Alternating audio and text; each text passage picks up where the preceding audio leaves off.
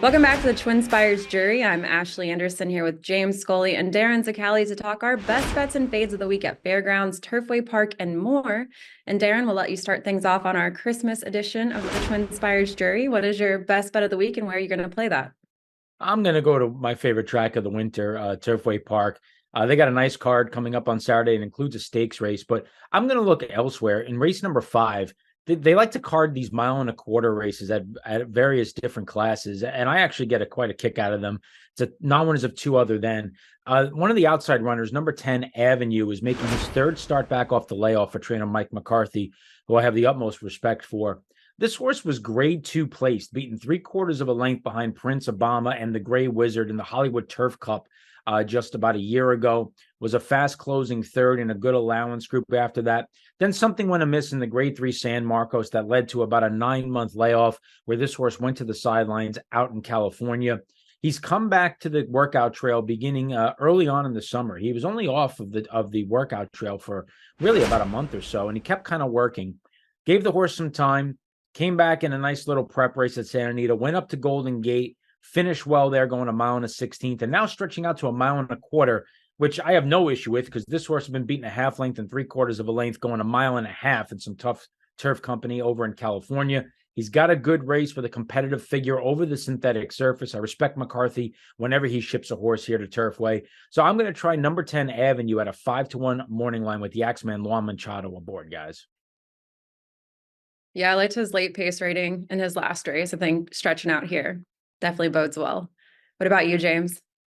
I'm going to go for my best bet, number 8, Brigadier General in the Tenacious Stakes at Fairgrounds on Saturday. That's race number 11. Brigadier General is a horse I remember way back when he won. He broke his maiden. He was a big price on the morning line. He got bet way down. He narrowly won. I saw Dallas Stewart after the race, asked him about it, and he said he's trained like he's a really good horse. And he obviously didn't go on, I think, from that promise that day where really just a solid allowance type, tried him in a stake or two, Dallas Stewart has. But I think this 4-year-old gelding is finally finding his best form right now. He comes off 3 really solid allowance efforts, 2 at Horseshoe Indianapolis and 1 at Keeneland. And one thing I like about him is that he came back from a freshening last year to win an allowance race at Fairgrounds in his first start back in February. Same kind of scenario here. He's training real forwardly with half-mile bullet works down at the Fairgrounds. And I expect Brigadier General to get a favorable trip on the front end. There is some speed to his inside in 5-star General, but he's shown the ability 2 starts back to sit second, then offer his best run. And I look for him to keep moving forward in the Tenacious Stakes, Brigadier General for Dallas Stewart, Ashley. Yeah, I thought that was a tough race. I looked at it. I thought Dash Attack caught my eye, but I was a little afraid to take a true stance here. But I like your reasoning there. I think John Dooley's going to have a lot of fun calling this race with a pair of generals battling it out on the front end, probably for much of it. Well, I'm going to take it back over to Fairgrounds and talk the Gunrunner Stakes, which is a Kentucky Derby prep. And I know everyone's looking at number 6 Nash, the 7-5 morning line choice here, coming off a 10-length win at Churchill. But I'm going to look for a price here, and I'm going number 7 Snead at 6-1. There's a couple of reasons I like this horse. You know, it's a 2-year-old race, and I don't feel like anyone is technically proven here, even if they won by 10 lengths last out. With Snead, he's 2 for 2 since switching from turf to dirt. And last out, he won by more than 7 lengths and an allowance optional claimer at Fairgrounds at today's distance. The race rating from that event was a 113, which is the best any runner has faced in this field. He beat a stakes winner and a stakes place runner as well. He earned a 118 race rating, which is tied for Nash's last out race rating. And Nash faced a slightly weaker field in a maiden special weight. And I like the stats here on Brendan Walsh as well. 20% winner with the horse that won their last race. Jareth Loveberry is retaining the mount, winning at a high rate paired with Walsh over the last 2 months. And Snead is a late closer. I think we're going to get Track Phantom and Nash in an early speed duel. So I'm looking for the closer to come through. And at 6-1, I like that price. I think that's really the key is that Track Phantom and what happens with Nash early. I'm definitely Track Phantom's going to show speed, whether or not he's quick enough to beat Nash to the lead, and whether Nash wants the lead is another thing. I don't know if he's that one-dimensional, But I could see your point because there is a solid amount of speed. I thought Catching Freedom, he had a troubled trip last time. If that race falls apart a little bit or Stalker Closer wins it, I could see your case for your runner. And there's a couple others in there, Catching Freedom, and even this neat switching turf to dirt in the gun runner, Darin. Yeah, I was kind of surprised to see Cox also enter Catching Freedom in here. I didn't think his last race in over at Churchill Downs was bad. He got in some traffic trouble, like you mentioned. And I thought that Cox probably would have kept these two horses apart, at least early on in the season, maybe send this horse to a race like the Smarty Jones at Oaklawn or something to that effect. But nonetheless, they show up here. And yeah, I don't think we've seen the best of that runner. And Ashley, to your point, it seems like every time we run one of these prep races early on in the season, there's a now horse until there's a new now horse. So the now horse right now is Nash, but if somebody jumps up, runs a hole in the wind here, we'll be talking about somebody else. So I certainly do respect taking a stand against him here. All right, let's talk about the horses. We're going to fade at a short price. James, who do you have? I'm fading number 3, Private Creed, in the Richard Scherer Memorial Stakes at Fairgrounds on Saturday. That's the 8th race. Private Creed, I know this colt pretty well. He basically lost 6 straight races before breaking through in the Franklin Simpson last time. Look, I wasn't a big fan of that Franklin Simpson field. I don't think that's the best race. I don't think it's one of the top 5 races year in and year out at Kentucky Downs. I don't think this year will be any exception. I was stunned when it was made grade 1 because, like I said, the runner-up in that race came back and got drilled. I thought that horse had been well handled by Wesley Ward Playlist, but I think he's exposed at the stakes level. The 3rd place finisher has never won on turf from that Franklin Simpson. So I look at Private Creed, where he had an easy trip that day. He came back last time. He beat a really soft allowance field. That race rating for that allowance race at Churchill was 114, which is sort of on the level with claiming races, $25,000, $30,000 claimers. And just had everything his own way once he struck the front by the top of the stretch. This Scherer Memorial came up with like a bunch of speed in it. I think there's some much tougher competition. I like number 10, Evan Singh, for Al Stahl. He's a stakes winner at Fairgrounds. I think he's going to run a big race. And I'm going to play against Private Creed, Darin, and the Scherer Memorial at Fairgrounds on Saturday. Yeah, I like it. And we could have an entire video session about some of the decisions the Graded Stakes Committee made this year, but we'll save that for another time. I'm also looking at the Fairgrounds for my fade. It's going to come in the Buddy DiLiberto Memorial Stakes, which is race number 10. Maybe this is low-hanging fruit, but number 12, 2 Emmys off the layoff is, of course, I'm going to try to beat here, guys. I know he's run well at the Fairgrounds. He's 4 for 11 with 8 exacta placings. But this horse is kind of an all-or-nothing type. Need the lead type, never know when he's going to exactly show up with his best. And technically, is he supposed to be better than this field? I suppose. But he's coming off a 10-month layoff here at age 7. And I don't think they wanted to take the entire season off with this horse. So obviously, there was a reason for that. He had a couple of workouts in March, went to the sidelines, came back in May, went back to the sidelines, came back then in September. So obviously, there's a reason why this horse was out for the last 9 or 10 months. I'm going to try to pick him off in this first start back as the morning line favorite. And I like a horse named Beatbox in the race, who's making his 3rd race back off the layoff, who came back with a really solid 3rd place finish, 2 starts back, where he dead heated with the next out winner. Then went to the Fairgrounds and was a solid 2nd in a slow pace event last time out behind Rising Empire, who he squares off with again here. I've always been a fan of this horse. He was actually trained by Chad Brown as a 2- and 3-year-old. Bill Murray picked him up at the sale. He won 3 straight races at Turfway, and it looks like he's starting to get back to his best. So I think 2 Emmys is a horse we can beat. I'm going to try to beat him with Beatbox, Ashley. Yeah, I agree with you. And 2 Emmys is also 1 for 5 at the distance of 1 1/16 of a mile. I think usually does a little bit better when it's a little bit longer. So I agree with you on that fade as well.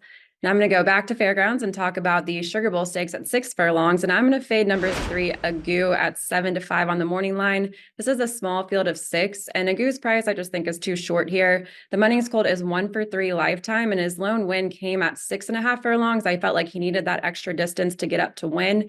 And so cutting back here, I'm not going to back him at that short price. Whit Beckman, he's up and coming, certainly had that big win with Honor Marie in a Kentucky Derby prep, but don't like his 2-year-old here. And I think if you're going to go for the short priced horse, I would go with number 4, Legalize at 8-5. This is a Constitution colt coming off a sharp win at Churchill in a 7-furlong race. He won gate to wire. And Sherry DeVoe is a 25% winner at Fairgrounds. Brian Hernandez is winning at a 26% clip. So if I'm going to go a short price, Legalize is my pick. I don't think Agu is proven at this distance. I can say it. I like Legalize. That was that Stars of Tomorrow 2 program that Anna Marie won the Kentucky Jockey Club on, and he definitely looked good at second asking that day. All right, before we move on to what else we're watching, Darin, what promos do we have at TwinSpires? Yeah, a special one coming out this weekend for the card at the Fairgrounds, which features the Gun Runner Stakes. We're going to offer up a 15% profit boost on the entire Fairgrounds card featuring the Gun Runner. You can earn 15% on your win, exacta, trifecta, and superfecta wagers in all races at the Fairgrounds on Saturday, December the 23rd. So be sure to be opted in to that 15% profit boost and earn a little bit extra on top of your winnings. Fridays in December, we have the Fairgrounds $2,500 hit it and split it on their late pick 5. So if you can be opted into that and hit that late pick 5, you will share in that $2,500. And Saturdays in December, $10 money back, Turfway Park. If your horse runs second in all eligible races, which means you need to have, I believe, at least 5 horses in the race, and your horse runs second, you're eligible to get your win bet back up to $10. Great promos. Be sure to be opted in. We're going to close out the year strong with some good promotions here at TwinSpires. All right, and Darin, we'll stick with you. Tell us what else you're watching for this weekend. Yeah, it's actually right after the weekend. Opening day at Santa Anita. It's the traditional spot the day after Christmas, which just so happens to fall on a Tuesday this year.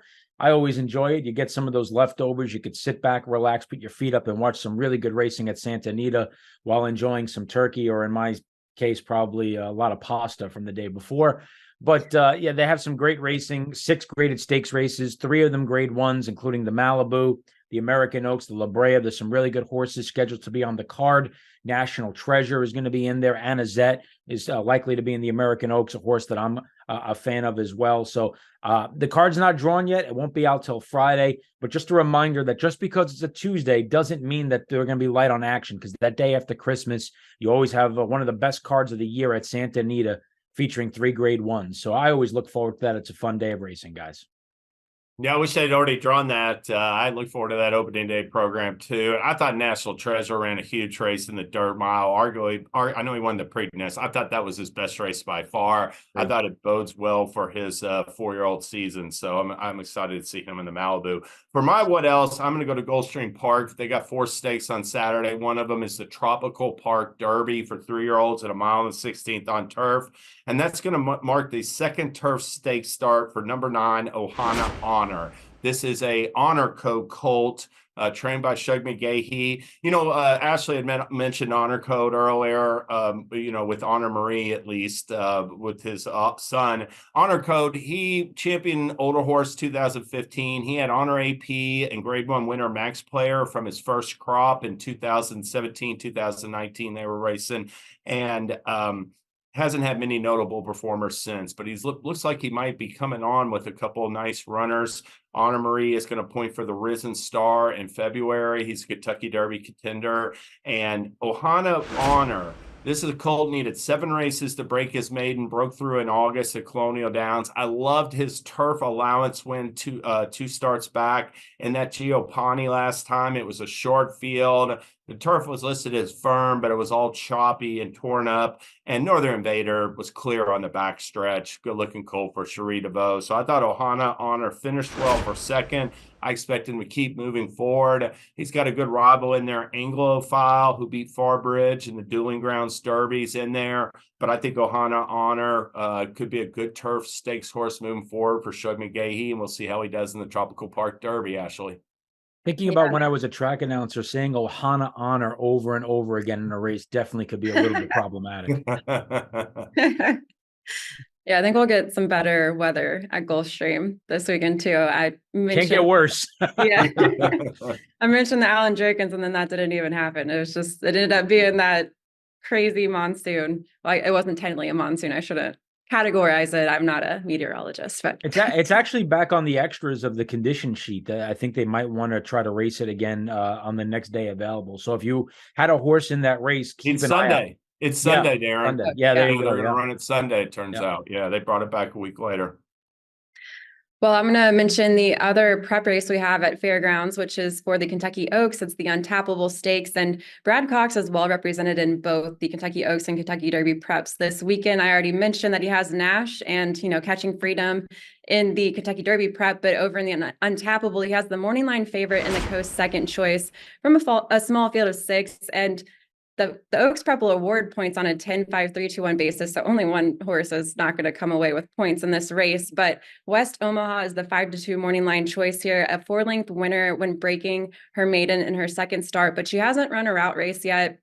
Her sire, West Coast, is also the sire of West Sunset, who's trained by Brad Cox and won the Rags to Riches, so already on the Oaks leaderboard. And then the co-second choice on the morning line is number 1, Alpine Princess at 3-1, who I like a little bit better out of Brad Cox's barn. 2 for 4 and just 1 in allowance taken off the turf at today's distance, has Florent Giroux aboard, and probably going to have, I think Brad Cox will have one winner out of the weekend in one of these prep races, but I'm hoping it's not Nash. I'm hoping it's going to be Snead. So we'll see what happens.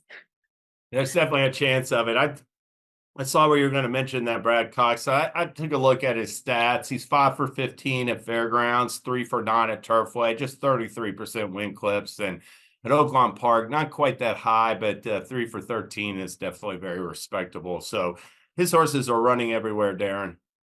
No, they certainly are. I will always give caution. Watch out for Ken McPeak with young 2-year-old fillies. He's got a history of showing up with them in these spots. I know Band of Gold, the figure's not quite there. He's got a filly by Preservationist who right now looks like a stallion that a lot of people are high on off of the first crop. I'm hearing a lot of good things about Preservationist, and lo and behold, McPeak shows up in a spot like this with a Preservationist filly. Band of Gold is one that I'm going to be curious to see what this horse does going forward. We'll see what happens. And Darin, it sounds like you're going to be eating an Italian Christmas dinner on Monday. Yeah, we do it right. You do the fish thing and the antipasto thing on Christmas Eve, and then you get to Christmas Day and you flip the script and you do pastas and meats. So you pretty much basically gain about 17 pounds in a 2-day period, which really sets you up well for that, New Year's, I'm going back to the gym thing. Right. What about you, James? Any pasta, or are you going? Yeah, it's my mom's Italian, so we do shrimp Creole every year on Christmas Eve, and then we'll have turkey and ham on Monday on Christmas Day. I want to wish everybody a very Merry Christmas, best of holidays. All right. Yeah, I feel like my family needs to up their game because we don't have any cool dishes like that for Christmas. Maybe I'll introduce it next year. Well, anyway, that's all the time we have today for the TwinSpires jury. Happy holidays from TwinSpires, and we'll be back next week with more best bets and fades to close out the year.